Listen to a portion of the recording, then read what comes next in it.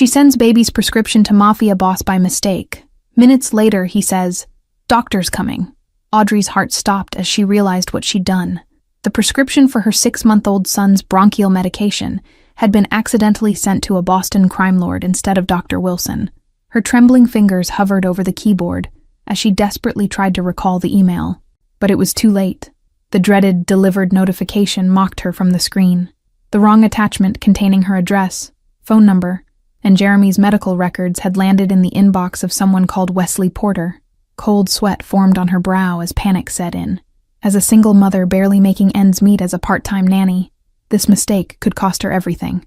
She'd heard whispers about Porter's ruthless reputation throughout the city's affluent neighborhoods where she worked. Jeremy's labored breathing from the nursery snapped her back to reality. His medication had run out yesterday, and without insurance, the refill would cost 3 weeks of groceries. She had been emailing the free clinic begging for assistance when autocomplete betrayed her. Her phone suddenly buzzed on the kitchen table, displaying an unknown number. Audrey stared at it, frozen in terror, as if the device itself might explode. On the 5th ring, she finally answered with a shaking voice. Hello? Ms. Audrey Pearson? The male voice was calm, deep, and terrifyingly precise. "I believe you sent me something intended for someone else. An interesting mistake." There was a pause that seemed to last forever. "A doctor will arrive at your apartment in 20 minutes. Audrey collapsed into a chair, confusion replacing her fear. "Doctor? I don't understand. Who is this?" But the line had already gone dead. She rushed to lock the door, then hesitated. If this mysterious caller wanted to harm her, a deadbolt wouldn't stop him. Exactly 19 minutes later, a soft knock echoed through her tiny apartment. Through the peephole, she saw an elderly man in a white coat holding a medical bag. Behind him stood a mountain of a man in an expensive suit, expression unreadable, arms crossed over his chest. With Jeremy's wheezing growing worse and few options left, Audrey made a decision that would change everything. She opened the door, clutching her son protectively to her chest, and faced whatever consequences her simple email error had set in motion. The doctor entered with a gentle smile, immediately focusing on Jeremy. "Let's have a look at this little fellow, shall we?" His hands were warm and confident as he examined the baby, while the suited man remained in the doorway, eyes scanning the shabby apartment. "I'm Dr. Faulkner, Ms. Pearson. Your son has significant bronchial inflammation, but this should help." He produced a small nebulizer and medication from his bag, far more advanced than anything the free clinic had offered. "I'll show you how to administer it properly." Audrey's suspicion fought with her relief as the doctor efficiently treated Jeremy, whose breathing eased within minutes. "I don't understand why you're helping us," she finally said, looking not at the doctor, but at the imposing figure still watching from the doorway.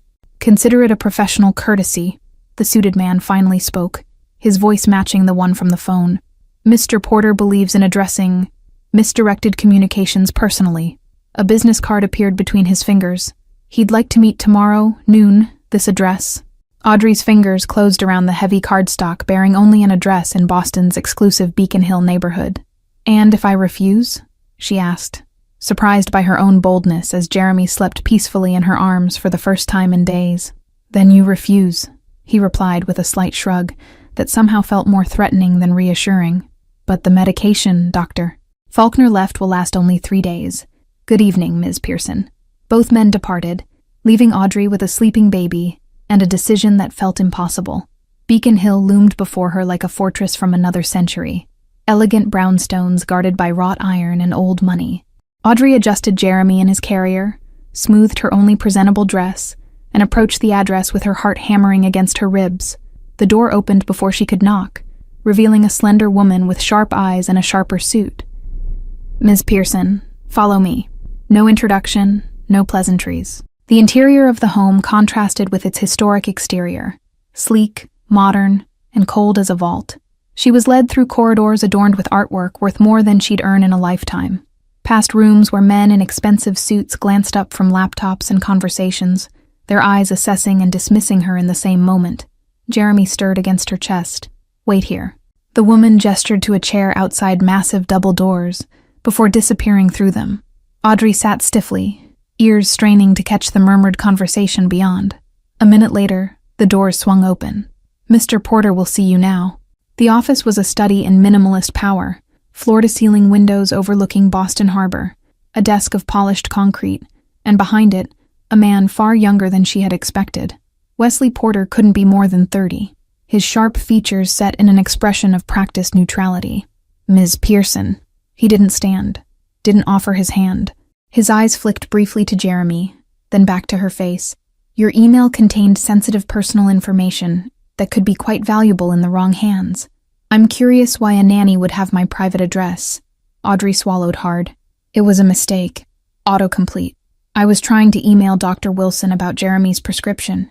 She forced herself to meet his gaze, fighting the urge to shrink under his scrutiny. Thank you for sending the doctor instead of something else. Wesley's fingers tapped once on the concrete surface. Children shouldn't suffer for their parents' mistakes. For a moment, something flickered behind his cold expression. Gone so quickly, Audrey wondered if she'd imagined it. I've taken the liberty of having Dr. Faulkner transferred to your case permanently. Audrey's suspicion flared. Why would you do that? What do you want from me? The question hung in the air, her survival instincts screaming that nothing came without a price in Wesley Porter's world. Jeremy began to fuss, sensing her tension. Consider it an investment. Wesley's eyes followed her movements as she gently rocked Jeremy. Your employment situation is precarious. The families you work for, the Harringtons, the Montgomerys, are business associates. I prefer my associates' households to run smoothly. Disbelief warred with indignation in Audrey's chest. So I'm what? A business expense? A tax write-off for your criminal empire? The words escaped before she could stop them, hanging dangerously in the air between them as she immediately regretted her boldness.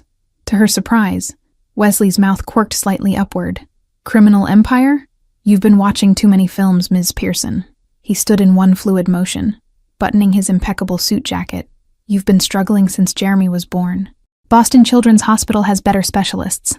I could never afford, Audrey began, but Wesley cut her off with a slight wave of his hand, circling his desk to stand before her. Up close, she noticed the faint shadows beneath his eyes, the tension in his jaw at odds with his controlled demeanor. It's arranged. Weekly appointments, starting tomorrow.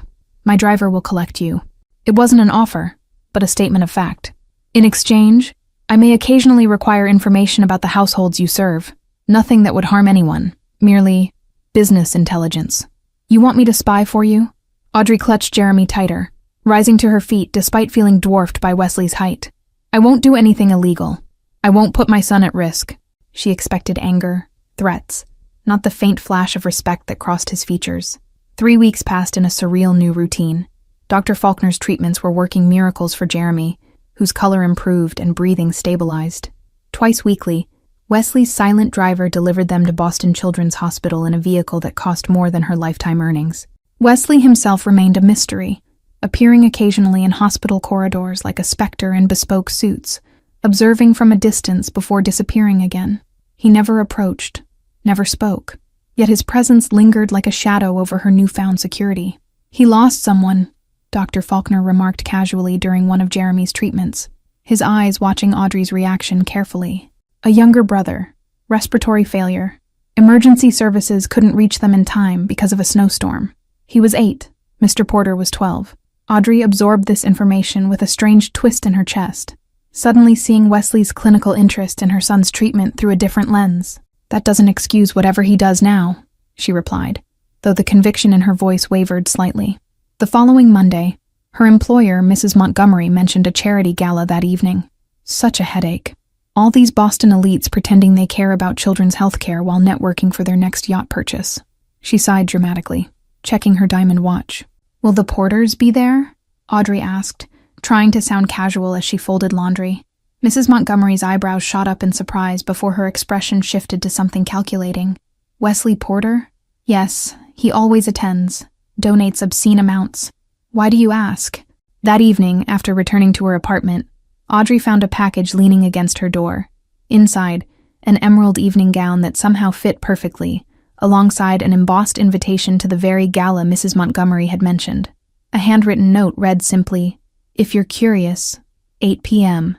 Standing in the grand ballroom of the Fairmont Copley Plaza, Audrey felt like an imposter in a world of wealth and influence. She clutched a sparkling water, the babysitter's number programmed into her phone for emergencies, scanning the crowd for the only face she knew. You came.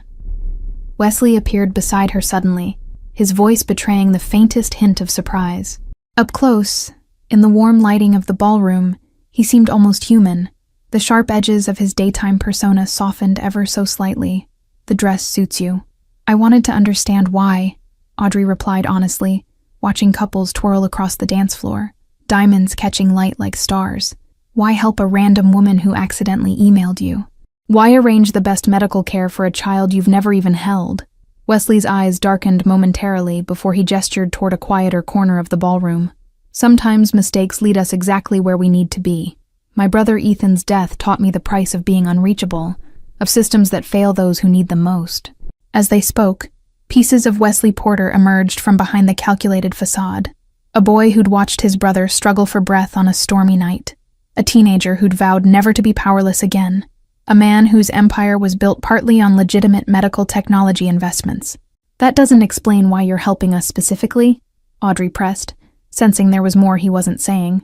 Wesley studied her for a long moment, his expression unreadable in the dimmed lighting, the distant music providing a soundtrack to their standoff. "Perhaps I recognize something in your email, the desperation of someone who would do anything to save her child." His voice dropped lower, meant only for her ears.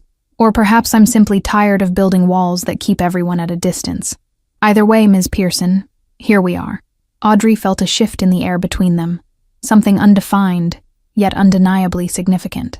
"My friends call me Audrey," she offered, surprising herself with the implicit invitation in those words. Wesley's carefully controlled expression wavered for just a moment. "I haven't had friends in a long time," Wesley admitted, as they stood on the balcony overlooking Boston's glittering skyline. The April breeze carried the scent of new beginnings, rustling through Audrey's carefully styled hair. "My position doesn't allow for many genuine connections." Audrey watched his profile, noticing how he subtly scanned every entrance, exit, and person who passed too close. "That sounds lonely," she said simply, without pity or judgment. "Jeremy is the only real connection I have too. Everyone else just sees a struggling single mother." Their conversation was interrupted by a commotion inside. Mrs. Montgomery, champagne glass in hand, approaching with a cluster of Boston's elite. "Wesley, there you are. And, Audrey?" Her employer's voice shifted from silky to sharp in an instant. "What are you doing here?" "Ms. Pearson is my guest," Wesley stated, his tone returning to that cool authority that brooked no argument. The transformation was immediate and complete, the glimpse of humanity tucked away behind his carefully constructed facade. "She's consulting on a children's healthcare initiative." Mrs. Montgomery's skeptical gaze darted between them, calculation visible behind her social smile. "How charitable of you." The word dripped with insinuation as she rejoined her husband, whispering furiously. Audrey felt the weight of curious stares from across the ballroom. The next morning, Audrey was fired. "It's inappropriate to fraternize with our business associates," Mrs. Montgomery explained with a thin smile, handing her a final paycheck. "We require someone who understands professional boundaries. You have until the end of the week to find another position." Wesley's reaction was swift and cold. "You'll be compensated for twice your salary until you find suitable employment," he stated when she called him, his voice betraying no emotion. "And Jeremy's treatments will continue regardless. This is non-negotiable." "I don't want your money," Audrey insisted, pride flaring despite her precarious situation. "I need to stand on my own feet. I've been doing it since Jeremy's father walked out when he learned I was pregnant." The admission escaped before she could stop it, vulnerability she rarely showed. An unexpected silence followed, before Wesley spoke again, his voice different somehow. "I understand pride, Audrey, but sometimes accepting help isn't weakness, it's strategy." A pause. "My mother refused assistance after my father abandoned us. That stubbornness almost cost Ethan his life before the storm did. 3 days later, Audrey received a call from Boston Children's Hospital, offering her a position in patient family services. Your experience as a mother with a chronically ill child makes you uniquely qualified," the administrator explained. The recommendation from Dr. Faulkner was quite compelling. She accepted the position knowing full well who had orchestrated it, feelings conflicted between gratitude and wariness. The job was perfect. Decent salary, flexible hours accommodating Jeremy's medical needs, and work that actually meant something. Wesley's invisible hand both comforted and concerned her. Weeks passed as spring bloomed across Boston. Jeremy's health improved dramatically under the specialized care. While Audrey found purpose in guiding other frightened parents through the medical maze she'd navigated herself, Wesley remained a peripheral presence, checking in with brief texts or appearing momentarily at the hospital. Their orbits gradually pulled closer, despite Audrey's lingering reservations. Coffee in the hospital cafeteria became dinner at quiet restaurants, conversations extending beyond Jeremy's health to books they'd read, places they'd seen, dreams deferred by circumstance. Wesley listened with an intensity few had ever shown her. One rainy evening, as thunder rattled the windows of her apartment, Jeremy woke screaming from a nightmare. Before she could fully calm him, a knock at the door revealed Wesley, soaked from the storm, concern etched across features usually kept carefully blank. "I was nearby. Is he all right?" The lie was transparent. His Beacon Hill home was across the city. Yet something shifted as Audrey let him in and watched this powerful man awkwardly hold out a finger for Jeremy to grasp, the baby's cries subsiding as he studied this new person with wide, curious eyes. "He likes you," Audrey observed with surprise as Jeremy babbled contentedly in Wesley's hesitant arms. The storm raged outside while inside, boundaries carefully maintained for months began dissolving in the warm light of her small living room. "He doesn't usually warm to strangers so quickly." Wesley's carefully constructed mask slipped further as he gently bounced the baby, muscle memory from a childhood spent caring for his brother. "Children are excellent judges of character," he replied softly, though his assessment might be more generous than deserved. Their peaceful moment shattered with Wesley's phone vibrating insistently. His expression darkened as he read the message, passing Jeremy back to Audrey with careful precision. "I have to go. Business matter." The walls between them reconstructed in seconds, his voice reverting to clipped professionalism. Throughout the following week, Wesley vanished completely. No texts, no calls, no appearances at the hospital. Dr. Faulkner continued Jeremy's treatments but deflected Audrey's questions with practiced ease. The absence felt strangely hollow after months of his steady presence. On the 8th day, Audrey found a black SUV waiting outside the hospital as her shift ended. The driver, Burke, she'd learned his name over time, held the door without speaking. "Where are we going?" she asked, hesitating with Jeremy's carrier clutched protectively. "Is Wesley all right? Mr. Porter requests your presence, ma'am." Burke's expression revealed nothing, but the faint urgency in his tone prompted Audrey to enter the vehicle. They drove not to Beacon Hill, but to a secluded waterfront property in Marblehead, modern architecture perched dramatically on coastal rocks. Security personnel nodded respectfully as Burke escorted them inside the fortress-like home. Through floor-to-ceiling windows, angry Atlantic waves crashed against the cliffs below, mirroring the storm Audrey sensed brewing within these walls. "Wait here. He'll be with you shortly." Wesley appeared 15 minutes later looking unlike she'd ever seen him. Tie loosened, sleeve cuffs unbuttoned, a faint bruise coloring his jawline. "I apologize for the abrupt invitation," he began formally, but Audrey cut him off, stepping forward to examine the injury with concern. "What happened?" she asked directly, medical training overriding her hesitation. Wesley tensed at her proximity before unexpectedly relaxing, allowing her fingers to gently probe the bruise. "Business disagreement. Nothing unusual." The practiced dismissal couldn't mask the weariness in his voice. "You disappeared for a week because of a business disagreement?" Audrey challenged, settling Jeremy on a plush sofa surrounded by pillows. "I was worried." The admission hung between them, more revealing than she'd intended. Wesley's carefully maintained control faltered momentarily. "Worried is appropriate," he finally conceded, moving to pour a drink from a crystal decanter. "Some former associates are disputing a recent business acquisition. They've expressed their disapproval, colorfully." He gestured vaguely toward his bruised face. "They've also been making inquiries about you and Jeremy." Cold fear washed through Audrey as she instinctively moved closer to her son. "What kind of inquiries?" Her voice remained steady, despite the panic building in her chest. "Why would anyone care about us?" Jeremy babbled happily, blissfully unaware of the tension suffusing the room. Wesley's expression hardened into something dangerous as he set down his untouched drink. "Because they believe you matter to me, and in their world, that makes you leverage." He approached slowly, keeping a respectful distance. "I brought you here because this property is secure. You'll stay until the situation resolves." "You can't just decide that," Audrey protested, though the fear for Jeremy tempered her indignation. "My job, our apartment." Wesley cut her off with a gentle but firm shake of his head. "Already handled." The hospital believes you're taking personal leave. Your belongings are being packed as we speak. How long?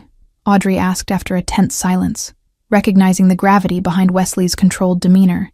Something in his world had shifted dramatically, and she sensed arguing would be both futile and potentially dangerous. Not from him, but from whatever threat had driven him to these measures. 3 days, perhaps a week. Wesley's answer was clipped, professional, as if discussing a business transaction rather than their lives. My security team will remain with you at all times. The staff has prepared rooms for you and Jeremy upstairs. He moved toward the door, already retreating emotionally. That's it? You uproot us without warning. Tell me some vague threat exists. Then just leave? Audrey's voice rose despite her best efforts to remain calm. If we're in danger because of our connection to you, don't we deserve the full truth about what that means? Wesley paused, conflict visible in the tense line of his shoulders before he turned back. The truth is complicated, Audrey. My business operates in gray areas, legal structures with occasionally illegal methods. I've been systematically dismantling certain operations that crossed ethical lines. Criminal operations, she clarified, needing the honesty between them. Wesley didn't flinch from her direct gaze. Yes, inherited from my predecessor along with the legitimate businesses. The transition hasn't been smooth, particularly with a faction led by someone called Harlan. Jeremy began fussing, sensing the tension in the room. Audrey lifted him automatically, the soothing motion of rocking her son grounding her as she processed Wesley's words. So we're collateral damage in your corporate power struggle. The statement carried no judgment, merely assessment. No. The single word emerged with such force that both Audrey and Jeremy startled. Wesley crossed the room in 3 quick strides, stopping just short of touching them. You are why I'm accelerating these changes.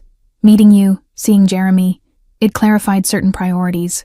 The confession hung between them, transforming the air in the room to something electric and uncertain. I never intended to involve you in this world, Wesley continued, his carefully maintained control slipping to reveal something raw underneath. But I can't seem to stay away from either of you. Audrey felt her heartbeat accelerate, Jeremy warm and solid against her chest as an anchor in this storm. I don't need protection from the truth, she said finally. Whatever is happening, whatever decisions you're making, I deserve to understand the risks I'm facing because of them. Wesley studied her with that intense focus she'd come to recognize, weighing options, calculating risks. Come with me. He led them to his office, a sleek space dominated by monitors displaying security feeds from around the property. With a few keystrokes, a series of documents appeared on the main screen. I've been systematically transferring business holdings to legitimate operations, he explained, scrolling through financial records and legal documents. The medical technology investments have been particularly successful. Boston Children's Hospital's new respiratory research wing, that's Porter money laundering itself clean. Audrey absorbed this information, understanding dawning slowly. You're getting out of the family business. The realization was both shocking and somehow inevitable. That's why someone hurt you. They don't want things to change. Jeremy reached for the colorful graphs on screen, oblivious to their significance. The old guard believes strength comes from fear, from controlling people through their weaknesses. Wesley's voice had taken on an educational tone, as if discussing business theory rather than criminal enterprises. I've learned that real power comes from healing those weaknesses instead. A soft ping from one of the monitors interrupted them.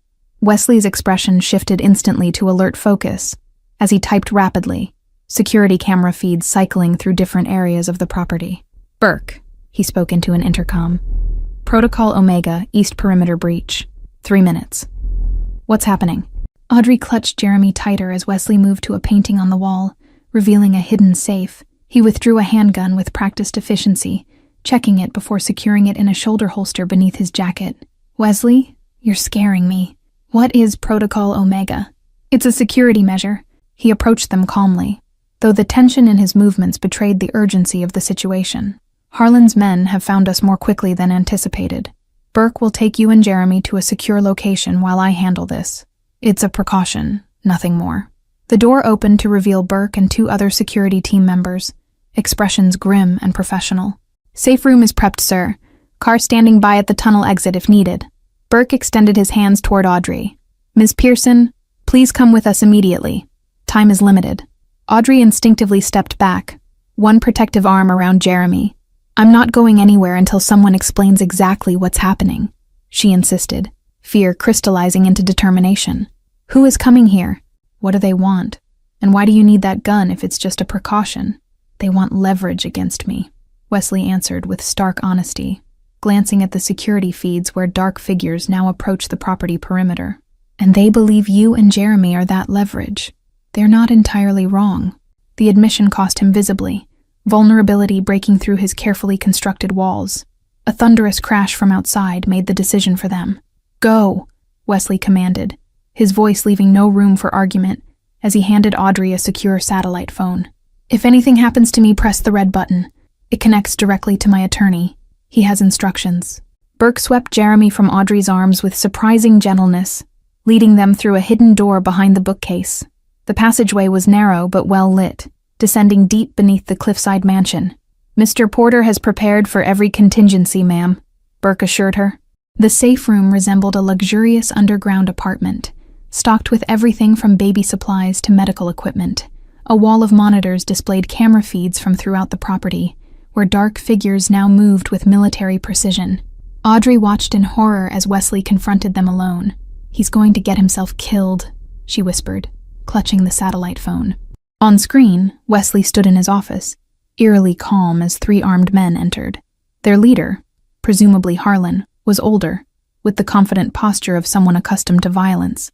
Their conversation was inaudible, but clearly hostile. Tension radiated through the safe room as the silent drama unfolded above. Burke maintained a professional demeanor, but his white-knuckled grip on his weapon betrayed his concern. Mr. Porter has handled worse situations, he offered, though his eyes never left the security feed. Jeremy began crying, his little face reddening with distress at the tense atmosphere. Audrey tried to soothe him while keeping one eye on the monitors, where the confrontation appeared to be escalating. Harlan gestured angrily, while Wesley remained unnaturally still, his back to the camera. A sudden movement, a flash of light, and Wesley crumpled to the floor. Audrey's scream caught in her throat as Burke instantly moved to the communication panel. "Protocol Crimson," he barked into the microphone. "Principal down. Hostile takeover in progress. Activate Contingency 7. What does that mean?" Audrey demanded, clutching Jeremy tightly as alarms blared throughout the hidden bunker. "Is he dead? What happened?" She couldn't tear her eyes from the monitor where Wesley lay motionless, while Harlan's men ransacked the office, clearly searching for something. "Tranquilizer dart, not a bullet," Burke explained, efficiently gathering emergency supplies. "They want information from him. That buys us time, but not much." He pressed a series of buttons on a wall panel, revealing another hidden passage. "This leads to the boat dock. We need to move now." "I'm not leaving him." Audrey's decision crystallized instantly, surprising even herself with its certainty. "You take Jeremy somewhere safe. I'll stay. They don't know about the safe room, and I can help Wesley when they're gone." The maternal ferocity in her voice brooked no argument. Burke's professional mask slipped momentarily, revealing genuine concern. "Ms. Pearson, with all due respect, Mr. Porter would never forgive me if I let anything happen to you. His explicit instructions were to protect you and Jeremy at all costs, including his own life if necessary. And I'll never forgive myself if I run while he's in danger because of us." Audrey handed the crying Jeremy to Burke, whose trained arms automatically adjusted to support the infant. "He needs his medication every 6 hours. There's formula in the diaper bag. Please, keep my son safe." Burke's internal struggle played across his face before military training reasserted itself. 24 hours. If you haven't made contact by then, I activate the final contingency. He showed her how to access the medical supplies, the weapons cache, the emergency exits. "Mr. Porter values you. Don't make his sacrifice meaningless." After Burke disappeared with Jeremy through the escape tunnel, Audrey turned back to the monitors. Above her, Wesley was now conscious but bound to a chair, blood trickling from his temple as Harlan circled him like a predator. Her heart raced as she assessed her options, the hospital training kicking in: triage, stabilize, intervene. Audrey had spent her life being underestimated, by Jeremy's father who abandoned them, by employers who saw only a desperate single mother, by a society that dismissed her struggles. Now that invisibility would become her weapon as she prepared to save the man who had saved her son. For hours, Audrey watched the interrogation unfold, memorizing the guards' rotation patterns while gathering supplies from around the safe room. Wesley revealed nothing despite Harlan's escalating methods, his face remaining impassive even as the questioning turned physical.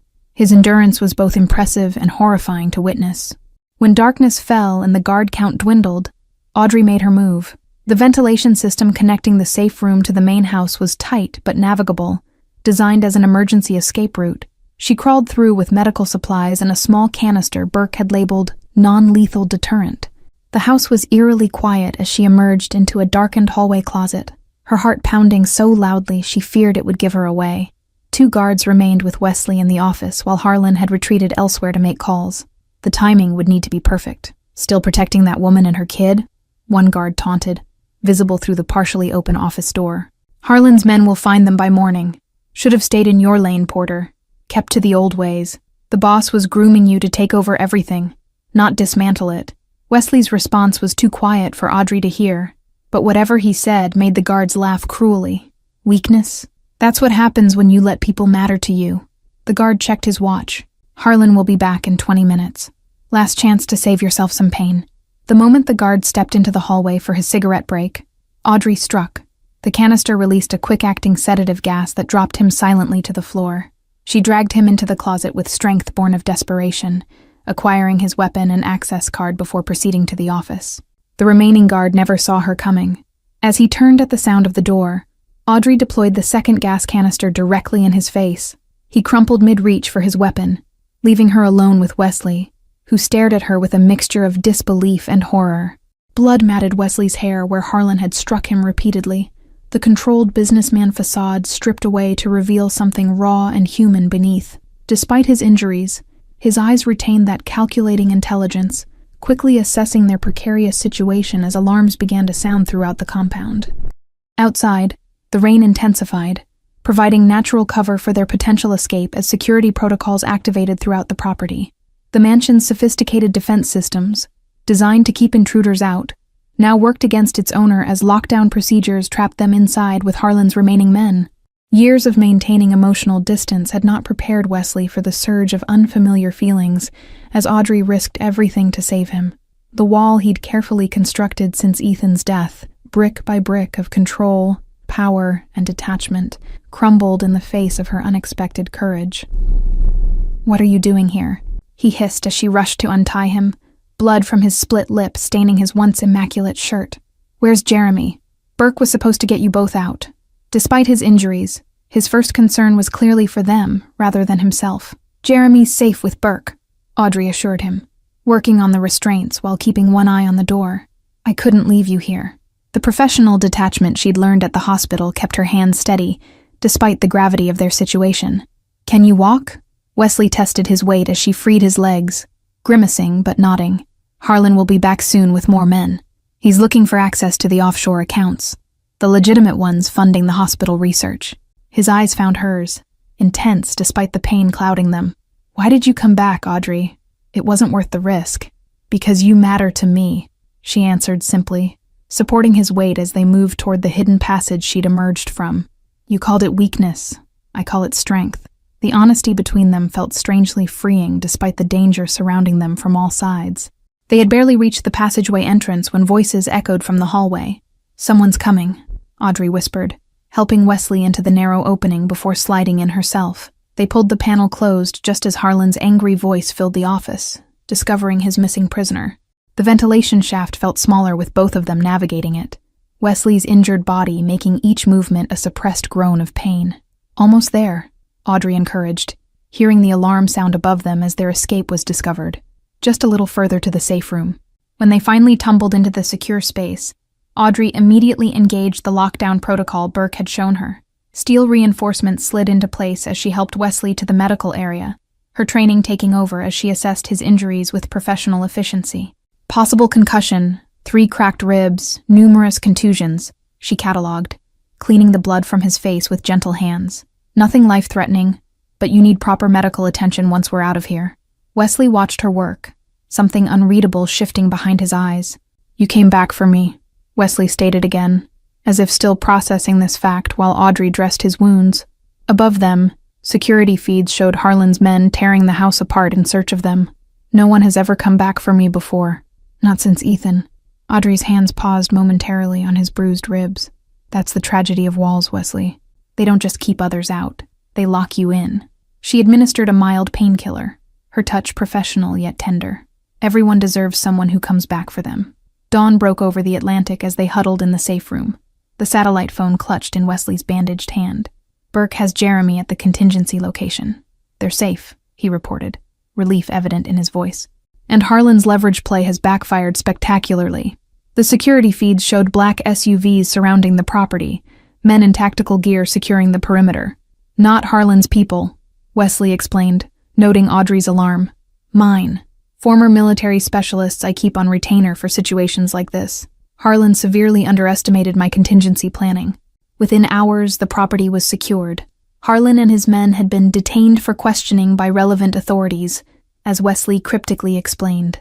Audrey didn't press for details, understanding some things were better left in the gray areas between legal and necessary. Burke returned with Jeremy that afternoon, the baby squealing with delight at seeing his mother. As Audrey clutched her son, breathing in his familiar scent, she caught Wesley watching them with naked longing, not just for her, but for the connection they represented, the family he'd lost and never rebuilt. What happens now? Audrey asked later as they sat on the cliffside terrace, Jeremy napping peacefully between them. The question encompassed everything: his business, their safety, the undefined relationship that had developed amid crisis and revelation. Can you ever really leave that world behind? Wesley's gaze remained on the horizon, where sea met sky in an endless blue expanse. The transition was already 90% complete. After today, accelerating the timeline becomes necessary. He turned to face her fully. I've been preparing to walk away for 3 years. Meeting you and Jeremy just gave me a reason to finalize it. And Harlan? Audrey couldn't help asking, needing to understand the dangers that might still lurk in their future. Wesley's expression hardened briefly before settling into something more resolved. Facing federal charges based on evidence I've been gathering. His associates are making similar arrangements as we speak. The weight of uncertainty that had pressed on Audrey since that first accidental email finally began to lift. So Jeremy's medical care, my job at the hospital, those weren't just elaborate schemes to manipulate me. The question held no accusation, merely a need for clarity as they stood at this crossroads. The manipulations were there, Wesley admitted, honesty between them now as natural as breathing. But not in the way you think. I arranged opportunities, yes, but your capabilities earned everything else. The hospital administrator sings your praises weekly. You've transformed the family support program. Audrey absorbed this, appreciating his candor even when it wasn't flattering. And us? Whatever this is between us, was that calculated too? She gestured to the space between them, this undefined connection that had survived threats both external and self-imposed. Another strategic investment? The Ethan Porter Wing's construction had already begun, architectural plans showing expansive glass walls designed to eliminate the claustrophobic feel of traditional hospital settings. Wesley had insisted on natural light flooding every treatment room, a direct response to his brother's final days spent in sterile fluorescent spaces devoid of warmth or comfort. Jeremy's medical team expanded to include specialists recruited from across the country, their expertise focusing on preventative care rather than merely treating symptoms. The innovative approach Wesley funded challenged traditional pediatric respiratory protocols, with Jeremy's improving condition becoming an unofficial case study for methods that would eventually benefit thousands of children. Audrey's apartment lease had quietly expired during the Marblehead confrontation, her few cherished possessions now stored in Wesley's guest house, while they navigated the uncharted territory between professional arrangement and personal attachment. Neither rushed to define what was developing between them, both understanding that foundations built too quickly often failed to support what followed. A genuine smile transformed Wesley's face, erasing years of practiced coldness. That was my greatest miscalculation. I intended to help from a distance, professional assistance only. I never planned on game nights with a 6-month-old, or hospital cafeteria coffee that tastes like cardboard, or finding myself parked outside your apartment during thunderstorms, because they remind you of the night you lost Ethan, Audrey finished softly, the pieces of his carefully guarded past finally forming a complete picture. Wesley nodded, vulnerability no longer hidden behind walls of control and power. I thought I was protecting Jeremy. I didn't realize I was also healing myself. 2 weeks later, Boston Children's Hospital announced an unprecedented donation establishing the Ethan Porter Wing for respiratory disorders, with state-of-the-art facilities available regardless of patients' insurance status. The press release listed Wesley Porter as the primary benefactor, his company now fully divested from its shadowy origins. Audrey watched from the audience as Wesley delivered a brief, powerful speech about second chances and unexpected paths.